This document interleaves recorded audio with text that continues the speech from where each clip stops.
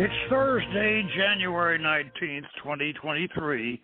This is the Hermetic Hour, and I'm your host, Poke Runyon, and tonight we will review and discuss the 2016 book, The Baal Theory of Christianity by author Glenn Young. Now, this book is subtitled, Exploring the Impact of Human Sacrifice on Western Religion. Now, this subtitle and Young's insistence on equating Carthaginian child sacrifices with Palestinian Phoenician ritual practice is our only real complaint about this otherwise well-researched and strongly presented book. The author touches on all the bases explaining the differences between Yahwehism and the original worship of El and the Elohim. He discusses Ezra's rewrite of the Bible and even mentions Moses and Joseph as the possible leaders of the Hyksos, although he is wrong in assuming that Sidon and Tyre practiced child sacrifice in classical times. He may be correct in assuming that Carthaginian practices might have influenced the Druids and the Nordics and later the witchcraft persecutions. It is unfortunate that he fails to consider that even though the Carthaginians were originally Phoenician, they, like the ancient Egyptians, were also African. This will be a very thought-provoking and controversial subject. Now, this book came out in 2016, and it's been on the market ever since. And why Young hasn't gotten a hold of us, and why we haven't gotten a hold of Young, I don't know. This thing was sort of a sleeper, and we just found out about it. And of course we have reconstructed the ancient Phoenician religion. We've reconstructed it. We brought it up to date. We present the ancient Phoenician religion the way it would have been presented if it had survived all the way up into Elizabethan times. And we present it kind of like a pageant at the Ren Fair. We do Elizabethan kind of almost Shakespearean Phoenician religion. So consequently, why Glenn Young, he's had a lot of publicity on this, got websites and everything. By the way, I tried to get a hold of him before we did this show, but you can't reach him. You can't reach him on the internet. I can't find him. So if anybody tells him about this show and he hears it, tell him I do want to get a hold of him. But anyway, his idea that human sacrifice was a factor in ancient Phoenician religion is certainly true, because, it was a factor in ancient Greek religion. The Mycenaeans, good Lord, the Mycenaeans sacrificed a young woman so they could have fair wind to sail to Troy. This, is in the Iliad, and it's all through the Bible. And one thing Young does in this book, he tries to give the impression that the Yahwehists were against human sacrifice. Yeah, they were, but they still, when they redacted the Bible, when Ezra rewrote the Bible, he left a lot of Hebrew human sacrifice in the Bible. There's lots of it in there. In fact, Young has on the cover of his book a picture of a mosaic showing Isaac sacrificing his son. Now, right at the beginning of the book, he has his historical quotes justifying this whole idea. And essentially what he's saying is that Christianity, the idea that God, in this case, it would be El, because El was Jesus' father, not Yahweh. But however, the Ezraites, the Deuteronomists, have screwed the Bible up so bad that almost everybody thinks Yahweh was Jesus' father. But he wasn't. He was a demiurge. Of course, my Gnosticism's showing when I say that. But anyway, the main thing, that linchpin for Glenn's thesis, is the idea that God, and of course you're supposed to assume Yahweh, but actually God gave his only begotten Son that he might save the world from sin. That's the whole thing. And actually, he is right, because we've all wondered, how come Christianity was so appealing to so many pagans in Europe and why they converted so quickly? Well, it was because they'd already had the way paved by the Carthaginians, because the Carthaginians had colonies all over southern Europe, as you know, and they literally influenced the pagan religions in Spain and in England. They influenced the Druids. And if you don't think they influenced the Druids, you just read Robert Graves' White Goddess. I mean, you'll see so much Phoenician material in there. And we know from the Celtic witchcraft coven that I've belonged to for years, they have all sorts of Phoenician lore that has come down to us. But as I say, it comes from Carthage. And Carthage is definitely African. So even though the Phoenicians founded Carthage, the Carthaginians were Africans. And Glenn doesn't mention the ancient Egyptians hardly at all. But they had a lot of influence on the Phoenicians and on the Greeks, and they were African. And Wallace Budge, the authority on the ancient Egyptians, he mentions over and over and over again the African tradition, the African shamanic traditions that are present in ancient Egypt. And one of the things that Jung does not mention is that the god Osiris, who was just as much a precursor of Jesus as Baal was, Osiris was responsible for keeping the ancient Egyptians out of cannibalism. Osiris supposedly outlawed cannibalism in ancient Egypt. And the Christian Eucharist and sacrifice and everything else, that's almost a cannibalistic act. And you find cannibalism in ancient Greece. And, of course, the ancient Greeks were very much related to the Phoenicians. Now, let me read the Baal theory cornerstone quotes. Prepariato Evangelica, chapter 10, book 4. Eusebius, 320 CE, but attributed by the Greek writer quoting the ancient source from 1200 BCE. Of course, this is Sancho Neato. For Kronos, whom the Phoenicians call Il, or El, and who, after his death, was deified and instated in the planet which bears his name, Saturn, when king, had a nymph of the country called Anoberet, and an only son, who on that account is styled Ehud. For so the Phoenicians still call an only son. And when great dangers from the war beset the land, he adorned the altar and invested his son with the emblem of royalty and sacrificed him. Well, now that's the theology of the Phoenicians, Sancho Neato.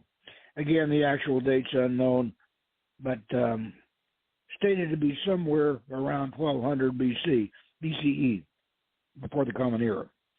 Definitely is in circulation in the 4th century of the Common Era. It was the custom among the ancients at times of great calamity, in order to prevent the ruin of all, for the rulers of the city or a nation to sacrifice to the avenging deities the most beloved of their children as the price of redemption. They who were devoted to this purpose were offered mystically. And then there's the New Testament Gospel of John, written sometime in the late 1st mid-century CE, Common Era. For God so loved the world that he gave his only begotten Son, that whoever believes in him shall not perish, but have eternal life. For God did not send the Son into the world to judge the world, but that the world might be saved through him. He who believes in him is not judged. He does not believe he has been judged already, because he has not believed in the name of the only begotten Son of God. Now, Mythmaker Paul and the Invention of Christianity by Hayam Maccabee, mid-late 20th century writer. The Eucharist implies a sacrifice of Jesus as an atonement for mankind. Such a concept of the death of Jesus cannot be reconciled with any variety of Judaism, for it amounts to the reinstatement of human sacrifice, which for Judaism was an anathema. Indeed, A large part of the Hebrew Bible constitutes a campaign against human sacrifice. That's not true. The implication of the Eucharist that salvation is to be obtained through Jesus' death and the shedding of his blood is thus a radical departure from Judaism and a return to the pagan concepts of atonement.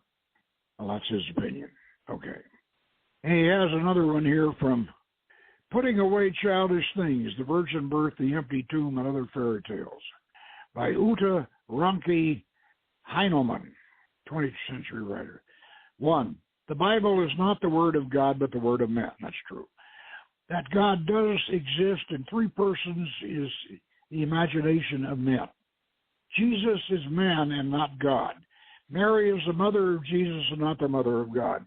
God created heaven and earth, and hell is a product of human fantasy, and the devil, original sin, does not exist, and a bloody redemption on the cross is a pagan slaughtering of animals based on a model from the religious Stone Age. And the golden rule supposedly created by Hillel is born in Babylon in 110 BCE. He's one of Ezra's gang. Tradition holds that he lived for 120 years. What is hateful to you, do not do to your fellow. This is the whole Torah and the rest of the explanation. Now, the idea we get from the selection of quotes that Young uses is that he's trying to present some sort of a Jewish point of view. Actually, a number of the things he's saying that the Ezraites were against human sacrifice. Yeah, when they rewrote the Bible, they did have that. Now, by the way, Young definitely goes along with the idea that Ezra rewrote the Bible. Yeah, a large part of the book deals with that. The fact that Yahweh was a very minor God. And he doesn't deal with King Solomon at all. Yahweh was a very minor God, and the Babylonians in exile, led by Ezra, they were sponsored by the Persian Empire to come back and build the temple and then try to convince all the Israelites that were living in Palestine at the time, Canaanites, try to convince them, Babylonians that had come back with all this Persian money and all this Persian power behind them, try to convince the rest of the Israelites that they had once had Palestine as their promised land. And this whole invasion of Palestine with Joshua and all, Joshua at the Battle of Jericho and all that's all Ezra's propaganda. They wrote that to try to convince the rest of the Canaanites that they were the lost host of Israel. And they built that temple, the second temple, they built that temple to control all of Palestine, basically as a client state for the Persian Empire. They were a satellite. And I think what I'm going to do is I'm going to start reading his multi-layered preface at the beginning, so you got to get an idea what he's trying to present. Oh, for a muse of fire that would ascend the brightest heaven of invention, a kingdom for a strange prince to act, and monarchies to behold the swelling scene, but pardon and gentle us all, for 'tis your thoughts that now must deck our kings, carry them here and there, jumping o'er times, turning the accomplishments of many years into an hourglass. Henry V, Act 1, Scene 1. Okay. Shakespeare recognized how difficult it is to bring a broad, long-ranging history of years into a short, concise, and manageable event, such as a 2 to 3 hour play. I am faced with perhaps a more daunting task than any Shakespeare history play, since I must try to address thousands of years of complex religious and political history, often a history that is incorrectly known by the potential readers, to a manageable, readable, and understandable document. Now, let me make a comment on that. I think Glenn Young is originally a tech writer. I think he's a tech writer. And the reason why I think he's a tech writer is the tech writers have a sort of a protocol, an outline that they follow. And when they write a technical book, a manual or whatever, the formula is tell them what you're going to tell them, and then tell them, and then tell them what you told them. That's the formula for writing a technical manual. That's the way Glenn Young wrote this book. He spends the first third of the book telling us what he's going to tell us. Then he spends the second third of the book telling us what he's going to tell us. And then he does the last part of the book telling us what he told us. And I'm encouraging you, if you're interested to read it, especially His Grace Stephen Michael Beeson, who is interested in it. Yeah, plow your way through it, Worshipful, but still be aware that this thing is multi-layered, and it's on the tech manual formula. Now, let's go on with his multi-layered preface. I must do something that is considered in education far harder than teaching. I must unlearn you before I can teach you. I must try to present not just the complexities of a family feud, like Shakespeare's histories, but the complexities of the rise and fall of major cultures and religions, from an angle few have considered. However, for the sake of truth and for the exploration of ideas, once more, dear friends, into the breach, like Henry said. So please join me as we go often on a confused pathway through the basic concepts of the Baal theory, supported as best I can. Let me point out, it shouldn't be the Baal theory. It's the Elohim. And he doesn't mention the book of Enoch at all, but Enoch is entirely Canaanite. Jumping o'er times, turning the accomplishments of many years, in this case many, many centuries, into an hourglass, or in this case, in this format of a book. First warning, this is a self-published book. Yeah, he's put all this together. And I'm going to say something about this book while we're at it. It is filled with references to university monographs by professors. And he's got almost 100 references to these papers written by college professors on this subject. But he doesn't have a bibliography. He just has them scattered throughout the book. And one of the things we're going to have to do with this book, and I'm kind of nudging His Grace here, one of the things we're going to have to do is go through and find all these academic references that he has, and we're going to have to make up our own bibliography, because all these articles that he's talking about, but a lot of them I'd like to read, and I know Michael Beeson would like to read them, and we'd all like to read them. But he didn't put them in a bibliography. He just scattered them out throughout the book. And let's just say it's self-published, so suppose for that reason we can forgive him. Let me continue with his preface here. First warning, this is a self-published book. It's a great big 400-page paperback. And you can imagine how difficult it is for me to sit here and read it. I put this volume out for consideration after years of effort to try to get it right. I cannot tell you exactly the number of drafts I have tried.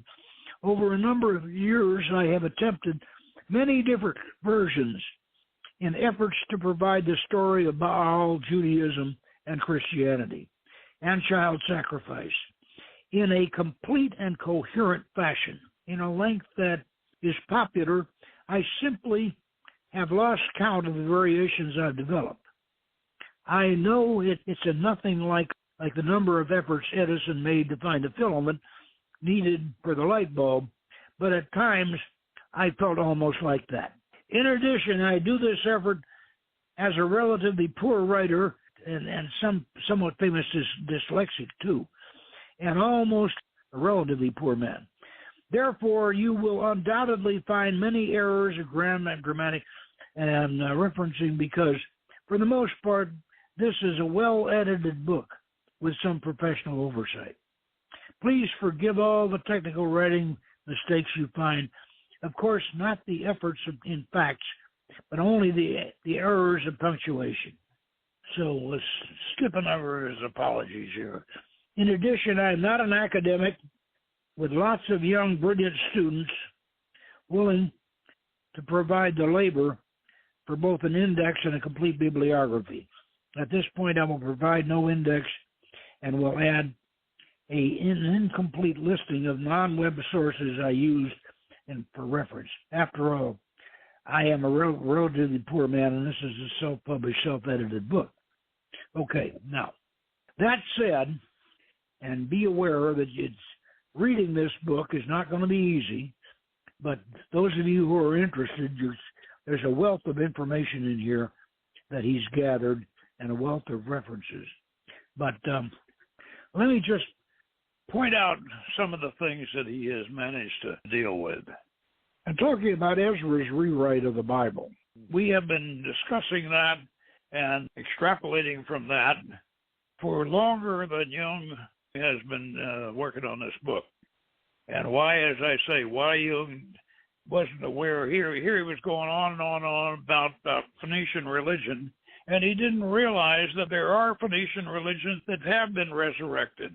Ours, and of course then there's also our colleague Karim El-Kusa over in Lebanon, who has written Pythagoras the Mathematician and the Phoenician Kabbalah. I haven't gotten a hold of Karim about this book yet, but I certainly am going to inform him of it and make sure he gets a copy of it to look at it. And because this idea that in classical times, the Phoenicians over on the Levantine coast, that's Sidon and Tyre, that they were still practicing child sacrifices. There's only one factual reference that he has to this, and that he does not back it up, and he doesn't cite the source or anything. He just says that Alexander the Great, after he vanquished the Phoenicians, that he forbade, and of course the Macedonian took over the whole area after that, that he forbade human sacrifice, that he outlawed it. Now, this sounds very, very good and very, very, very solid, but there's no reference to this quote, no reference to it. And let me point out that Alexander destroyed Tyre and crucified over 5,000 Phoenicians in Tyre, crucified them, and destroyed the whole city, and sold all the rest of the people into slavery. So who is he to be outlawing child sacrifice? I don't think he ever did. And the reason why, you kind of want to ask the question, why did Alexander do this? Well, Alexander, he knew the Phoenicians were very, very important to Greek mythology, and that they were one of the sources of Greek mythology, and he knew that he'd been a student of Aristotle himself, and Aristotle knew that Pythagoras, the great father of Greek philosophy, that Pythagoras was a Phoenician. And so Alexander the Great came marching down past Tyre, which is a city on an island. It's a fortified island. And he halted his army across from Tyre, and he sent a message to the priests on Tyre. He said, I would like to come across and make a sacrifice in your temple to Melkart, who we worship as Hercules. That shows you how the connection between the Greeks and the Phoenicians. That's where Hercules came from, and that's where Aphrodite came from the Phoenicians. The Phoenicians had the temple in Tyre, the temple to Baal Melkart. That was the lord of the city, because all Baal means, and Glenn does point this out, all Baal, the word Baal means, Baal, all it means is Lord. It means Lord in Aramaic or Phoenician or Hebrew. And in fact, they still call a Kabbalistic rabbi who was considered a real expert is referred to as a Baal Shem Tov, a Lord of the name. And so Baal is just a word. It just means Lord. And it could mean divine Lord or a feudal Lord or a political Lord. It could mean, it just means Lord. The over-God of the Phoenicians, of course, and the original God of the Bible and Jesus' father was El. Elohim, and that was the plural, and they were the angels. When Ezra rewrote Genesis, he was very sloppy. They try to make it out that Yahweh is ruling over the Garden of Eden and all that. That's not true. That was hell. Anyway, back to Alexander. Alexander said, I want to make a sacrifice. I want to sacrifice to Baal Melkart, whom we worship as Hercules. Actually, what he really wanted to do was he wanted to get inside that temple, because in the temple they had the whole zodiac, the circle of the beasts, and before Alexander arrived, it was the age of Taurus, and the zodiac began at Taurus. And after Alexander destroyed the temple and Tyre, that's when the age of Aries began. In honor of Alexander's atrocity, they refused. They said, we can't let you into the temple, but what we will do is come across and we will build an altar on the beach and we will assist you in making your sacrifice.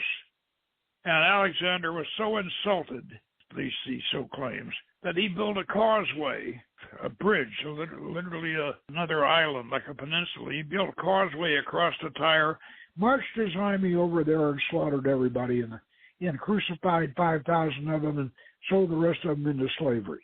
So I don't think that he pronounced anything about child sacrifice. If that's the case, show me your source on that, Glenn. I really would like to see it. But you may ask, why did Alexander hate the Phoenicians so much? Why would he do something like this? Well, they had so much to do with Greek culture, and so many Greek philosophers were connected with them.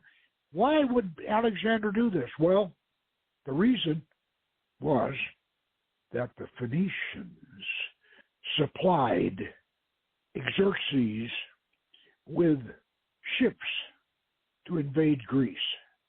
Remember Thermopylae and when the Spartans rallied the Greeks to expel the Persians? Well, that was an invasion which the Phoenicians cooperated with the Persians. And this is why the Greeks hated the Phoenicians at that point. And that's why Alexander did this terrible thing that he did.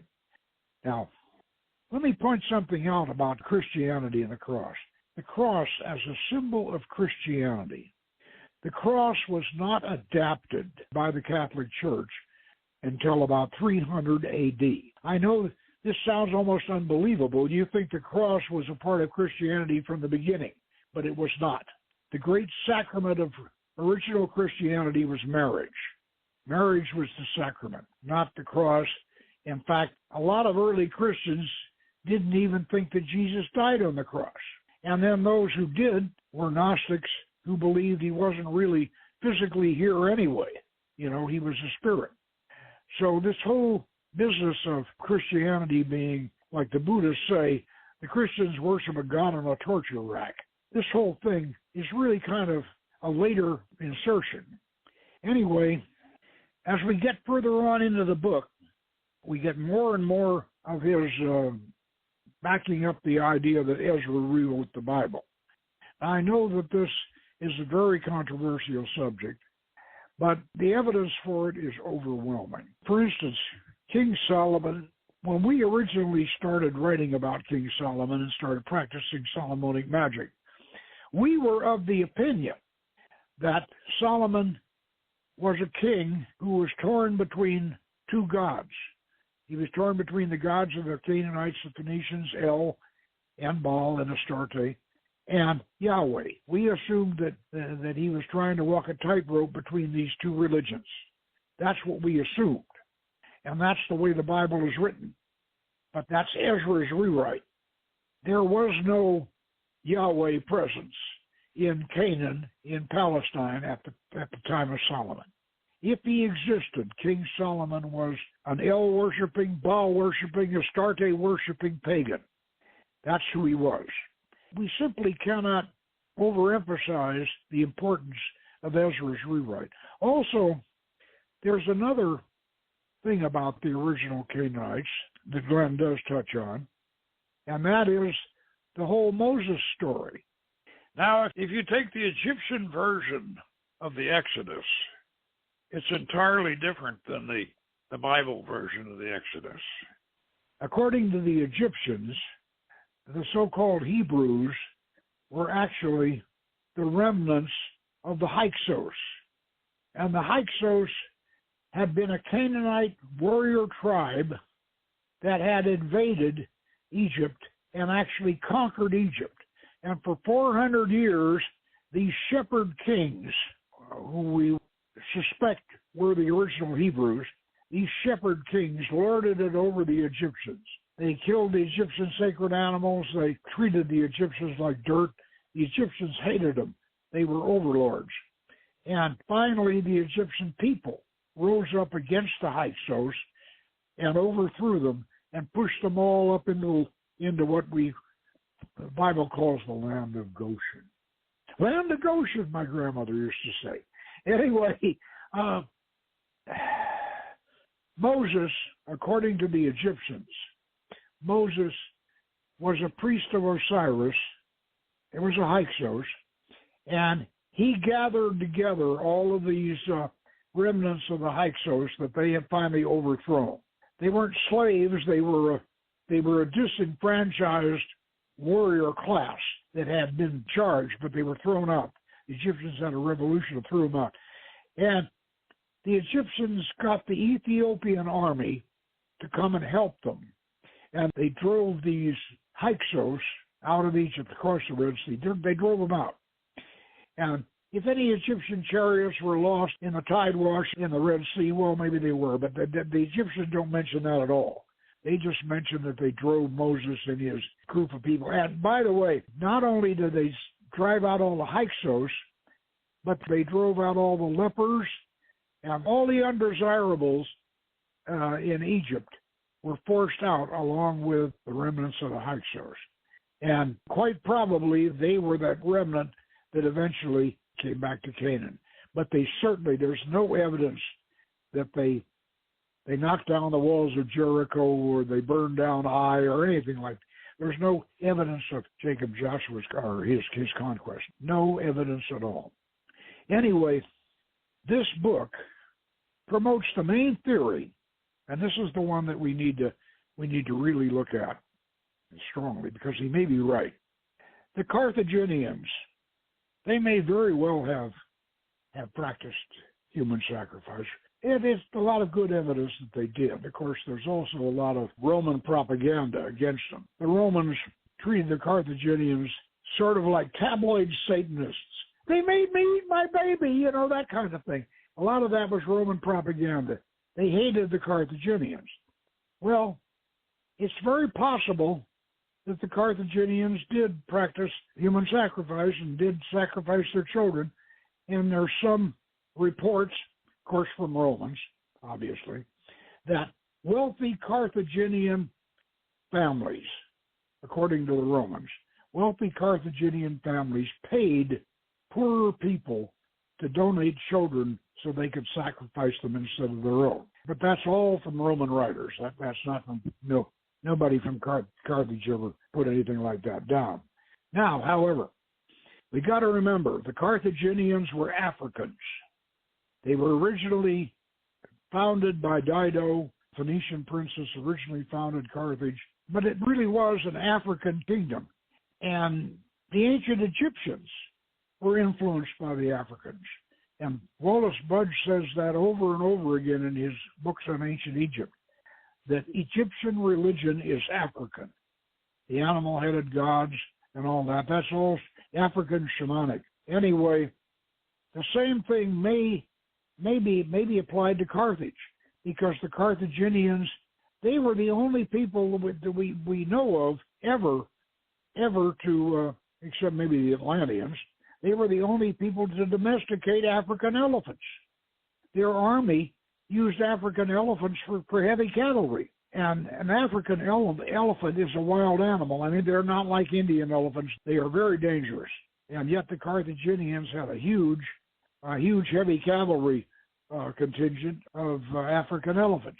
In fact, I remember those Carthaginian elephants, they got all the way over into Persia too, because I remember I was leader of cavalry in one of the Scottish Rite degrees, I was the leader of Persian cavalry, and I had a large number of elephants. And I even got myself an elephant goad so I could portray the leader of the elephant cavalry. Anyway, what Glenn is proposing, and he may very well be right, that the Carthaginians influenced the Druids, the Druids with their wicker men. I'm sure we've all seen the wicker man at one time or another. The Druids used to take prisoners, and sometimes even their own people, and send them as messengers to the gods. And the Druids would take their prisoners and put them in these great big huge wicker frameworks and burn them alive. And maybe they were influenced by the Phoenicians in this, because even before Carthage was founded, the Phoenicians were mining tin in Britain. And they had colonies all over southern France and Spain, and it's very probable that they did influence European culture. And the Greeks practiced human sacrifice, as we know, because, the Mycenaeans, they killed that girl to give them good winds to go across to Troy when they had their Trojan War. And also we know that there is a direct connection between Beowulf's Geats and Homer's Greeks and the Achaeans. A direct connection, linguistic and every other way. And the Scandinavians were practicing human sacrifice, and they were probably getting it from the same source. And that would be maybe Carthaginian also, but could possibly be very, very, very early Phoenician, very early, but not in classical times. In classical times, when Pythagoras was alive and all of that, the Phoenicians were not sacrificing their children at that time. They just weren't. However, the idea that God sacrificed his son, that does go back to Sancho Niato, so that is true. And also something Glenn does not mention, that the Mexicans, Mexico, they converted to Christianity very, very quickly, because they had a very bloody religion where they sacrificed people, prisoners, and even members of their own family. And Mexico, to this day, they have fanatical people, Catholics down in Mexico, who get themselves nailed up to crosses. And that goes on even today. And also he's suggesting that the witchcraft trials, burning the witches alive, was a morph. That was a morphing of the sacrifice of the family members, of the sacrifice of the prisoners or whatever. That was a morph. That they had to burn somebody, so let's burn the witches. He never mentions the Albigensian Crusade at all. But the Roman Catholics, they burned the Cathars. They burned the Cathars of Monseigneur. They burned them alive. And they burned them alive right outside the castle. And he says that this was a hangover from the Carthaginians, and he may be right. I'm not going to completely underwrite the idea, but he has a good idea in this. Anyway, this is a very, very interesting work, and you got to dig the source material out of it, and we're not going to do it for you. So if you want to get the book, go ahead and get the book, but be aware that he's really wrong about Phoenician religion, because we're not sacrificing children anymore. That's just not happening. And yet we still do believe that El is the main father of Jesus. And also, Glenn does not mention the Nicene document at all. The document that describes the dying gods and eventually evolving into Jesus. That was a Gnostic document. And he doesn't mention that at all. But the book, otherwise, is very valuable for having a lot of information that otherwise wouldn't get out there. And so I strongly advise those of you who are interested in this subject to get a copy of it and dig out the source material and check it out. And I still want to know, if anybody gets a hold of Glenn, I want your source on that Alexander the Great thing. Anyway, next week, we're going to take on another book that sort of blindsided us, and that's the one about the Roman Flavian family that created Catholic Christianity. And this guy who wrote this book doesn't mention the Nicene document or the Valentinians, the Gnostics at all. and yet he's got this theory. So we'll take on that book next week. And so until then, Happy New Year and good magic. This summer, skip the shuttle to the rideshare lot at LAX and get picked up curbside in a luxury SUV. I'm Will Coleman, CEO of Alto. We've redefined your airport ride with professional employee drivers, a consistent fleet of SUVs, and plenty of luggage space in every Alto. Take your time with your bags. Your Alto will always wait as long as you need, and the first 5 minutes are on us. Try your first ride free with code SUMMER. Download the Alto app or visit ridealto.com/radio to learn more. Lucky Land Casino, asking people, what's the weirdest place you've gotten lucky? Lucky? In line at the deli, I guess? Aha, in my dentist's office. More than once, actually. Do I have to say? Yes, you do. In the car before my kids' PTA meeting. Really? Yes. Excuse me, what's the weirdest place you've gotten lucky? I never win and tell. Well, there you have it. You can get lucky anywhere, playing at LuckyLandSlots.com. Play for free right now. Are you feeling lucky? No purchase necessary. Void where prohibited by law. 18+. Terms and conditions apply. See website for details.